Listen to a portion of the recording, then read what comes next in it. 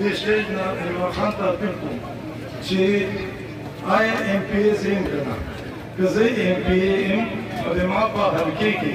غیر الیکټډ خلک مداخلت کوي او فنډ استعمالوي زه به د هغه نه ټایم غواړم او هغه ته به زه دا یم چې د ما سره زیاتې کېږي دا پارټي جوړه دی انصاف پر موږ وه نو آیا دوی مخکې خپله پارټۍ کې انصاف کوي که نه دلته کې څه خلک ګرځي او یې چې د ما سره اختیار نشته زه تاسو نه تپوس کوم چې آیا تاسو ما سره بغیر اختیاره ودرې کوئ ځکه چې ما د تاسو سره دوکه نه ده او که چا دا غلطفهمي چې ما سره کسان نشته نو چې چا شوق دی په یو ورځ کې د کاکا صاحب کونسل کې مو جلسه وکړو او دلته به خپله معلوم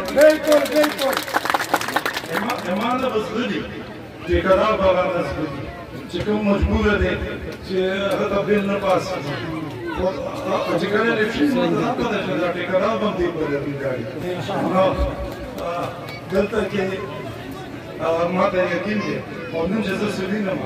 نن دا هغه خلک دی چې همیشه دې موږ سره باندې تېر کړي ده دې کې دا خلک داسې خلک هم شته چې موږ ته ووټ نه دی راکړی او نن چې ما سره اختیار نشته دی ما سره ولاړ دي او زه د دې سټیج نه عمران خان ته اپیل کوم چې آیا ایم پی ای زه یم که نه که زه ایم پی ای یم نو د ما په حلقې کې غیر الیکټډ خلک مداخلت کوي او فنډ استعمالوي زه به د هغه نه ټایم غواړم او هغه ته به زه دا یم چې د ما سره زیاتې کېږي دا پارټي جوړه دی انصاف پر موږ وه نو آیا دوی مخکې خپله پارټۍ کې انصاف کوي که نه نو زه دا ګورم زه به هغه ته ورځم او زه به هغه ته دا یم چې ګذشته یو کال یو نیم کال نه زما فنډ هغه خلک استعمالوي چې کوم دلته کې ووټ د خلکو ورسره نشته وي او ما نه زیاتېږي بیا زه غلطېږم نو دلته خو همیشه ما تاسو ته ویلو چې ما ته بغیر د تجویز ووټ راکړئ نن دې ته بیا یم چې ما ته بغیر د اختیار ووټ راکړئ او ما یقین دی چې تاسو دا هم دې ته وایم چې د خوشحالۍ خبره دا ده د اختیار سي او د منسټري سي او د ایم پي توب سي ما ته نن دا پته ده چې د کاکا صاحب میاګان د کاکا صاحب یونین کونسل خټک غیر میاګان غیر خټک ټول مسله ولاړ دي په لوی اکثریت کې او که د چا 23 پورې پورې ډېر ټایم دی د چا شوق وي نو زه به استعفا ورکړم او بیا په دې سیټ باندې الیکشن وکړو بابا الإنسانية عوامل خدمة الدار عوامل ليدر أخ باكستان ما د کاکا صاحب یونین کونسل